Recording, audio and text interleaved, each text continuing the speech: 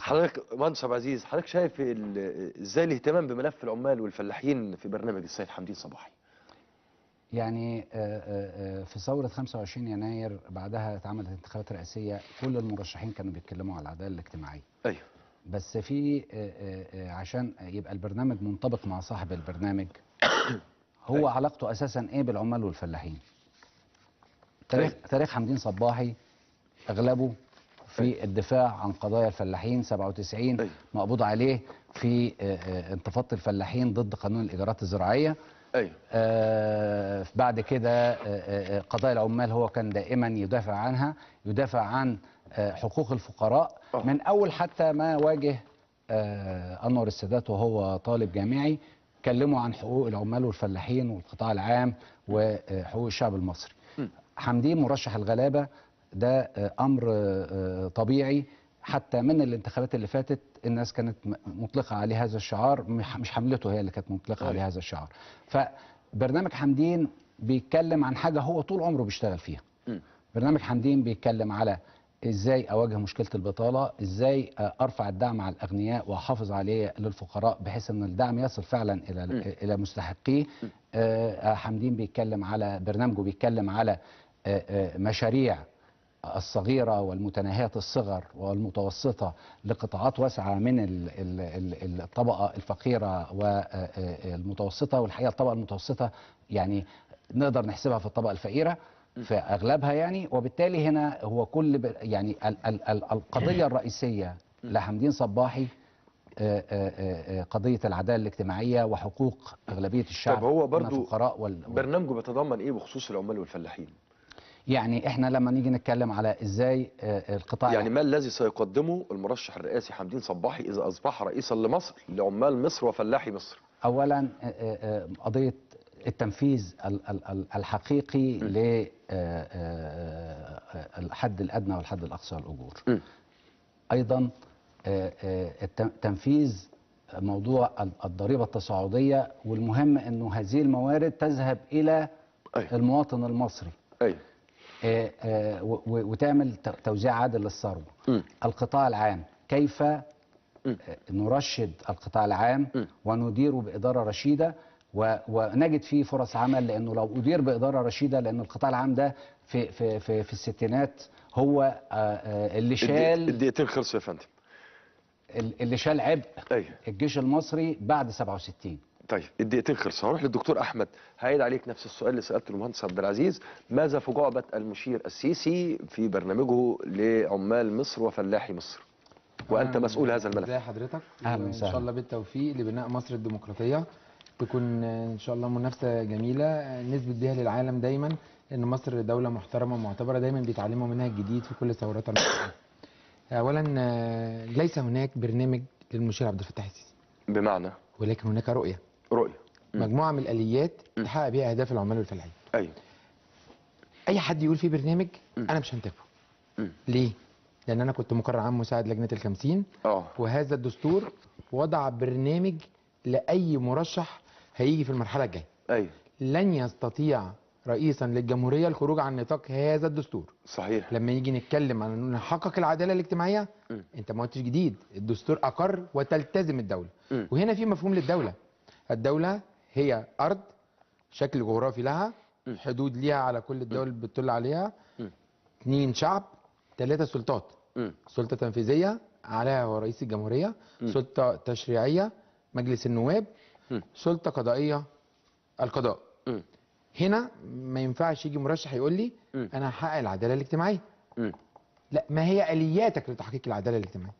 ما يقدرش يقول لي عداله التوزيع، ما انت ما جبتش جديد، الدستور اقر انك هتلتزم بده. ما التزمتش الشعب هيوقعك من على الكرسي. ما التزمتش الشعب هيخرج في ثوره عارمه، مجلس النواب هيسقطك، مجلس الوزراء هيقدم طلب ويسقطك، مجلس الوزراء ممكن يسقط مجلس النواب، مجلس النواب يسقط مجلس الوزراء. هناك رقابه تحتيه وفوقيه على كل السلطات. اذا لما اقول برنامجي هيحقق العداله الاجتماعيه والحد الادنى للاجور وعداله التوزيع والضرائب التصاعديه، اما ليها ماده في الدستور حطت اطار. اذا حضرتك بتستند ان برنامج المرشح عبد الفتاح السيسي سيكون مستمدا من دستور 2014؟ لا، رؤيته والياته لتنفيذ الدستور بالتعاون مع السلطات المختلفه هي دي الرؤيه الشامله المتكامله. انما عايز اقول لك حاجه، امبارح وقع 6 رؤساء اتحادات عماليه في جعبتهم 14 مليون عامل غير مكمل العمال 26 مليون، والفلاحين 11 مليون ونص غير اسر الطرفين، يعني 36 مليون ونص عامل وفلاح بالاضافه لاسرهم. شوف دي بقى تمثل كام في المية من لهم حق التوصيل على ميثاق شرف. هذا الميثاق ده اسمه ميثاق شرف. يا ريت ناخد يا جماعه الميثاق ده. احنا كده في الدقيقه برضه لسه، احنا خلاص بقاله 20 ثانيه فيها. وادي الميثاق، وادي ال6 اتحادات عماليه، وادي النقابه العامه للفلاحين. تم التوقيع في مؤتمر صحفي عالمي امبارح. خلصت الاجابه وانتظر سؤال تاني. هروح للتعقيب المهندس عبد العزيز، تعقيبك ايه على هذا الكلام وثم نعود للتعقيب يعني للدكتور صحيح فعلا ان المرشح السيد عبد الفتاح السيسي ما عندوش برنامج، وده امر غير مسبوق في تاريخ المرشحين. لكن احنا لما بنيجي نتكلم على برنامج، في برنامج موجود. الدستور بيحط خطوط عريضه. لما تيجي تتكلم في التفاصيل بتقول انا هعمل ايه في القطاع العام بالتفصيل، وان انا هقدر اوجد فيه فرص عمل للناس، ازاي ارشد القطاع العام واخليه منتج زي ما كان في الستينات منتج، ازاي هاحمي القطاع الخاص واحمي المنتجين الحقيقيين في مصر، لان اضرب الاستغلال واضرب الاحتكار واضرب الفساد. لانه حتى القطاع الخاص، ما هو القطاع الخاص لما يشتغل كويس هيوفر فرص عمل وهيساعد العمال والفلاحين. لما اقول انا معتمد اعتماد رئيسي على القطاع التعاوني، ان انا ادي اراضي للشباب والفلاحين المعدمين، وتتعامل تعاونيات تشارك في الانتاج وتشارك في يعني الجماعه لما بتشتغل على 1000 فدان غير لما تشتغل على مساحات صغيره من الفدادين، من حيث الزراعه، من حيث الامكانيات الزراعه، من حيث التسويق. بتعظم الفرص. لما اجي اقول ان انا هعمل دعم للمشاريع المتناهيه الصغر والصغيره، ودي هتدي فرصه لملايين الشباب المصري للعمل. هو ده كله، هو ده العداله الاجتماعيه. ان انا لما اقول ان انا عايز اعمل مفوضيه لمكافحه الفساد، طيب والفساد هو سبب الفقر. الوقت خلص. ماشي دكتور احمد، تعقيبك على المهندس عبد العزيز. برضه هأكد في كل لحظة ان هذا الدستور ليس دستورا مجزأ متكاملا، كل كلمة فيه بتعتمد على الأخرى.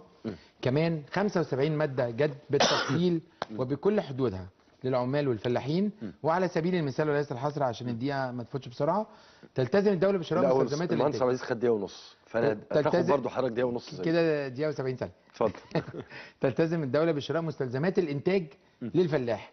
ده معناه ان مفيش مواد مسرطنه تاني هتيجي من خلال بعض رجال الاعمال غير الوطنيين. وهنا الزمت الدوله بشراء المستلزمات ديت بشكل مع الاتحاد التعاوني الزراعي ونقابه العمل الفلاحين، ده ذكر الدستور. كما انها تشتري المنتج الاستراتيجي من الفلاح. هنا الزام على الدوله بان الفلاح يزرع وهي تشتري. يعني هنا مش هيكون في نوع تاني من انواع الاحتكار، وهيكون في وفقا للمعايير والمواصفات هيتم الزراعه، وبالتالي هنفتح مجال افاق جديده للتصدير والاستيراد. ومن هنا هنخلق فرص عمل جديده للعامل والفلاح بشكل محترم معتبر. وهي دي الرؤيه، هي دي الاليات. ليس هناك دستور مره اخرى يدع مجالا للشكل اي قوانين تفصيليه. القوانين هنا لابد ان هي تتوافق مع مواد الدستور لان فيها الزام للدوله. هو ده الجديد. اما موضوع برنامج لا لسه حضرتك انتهى يا فندم. خلاص انتهى يا فندم.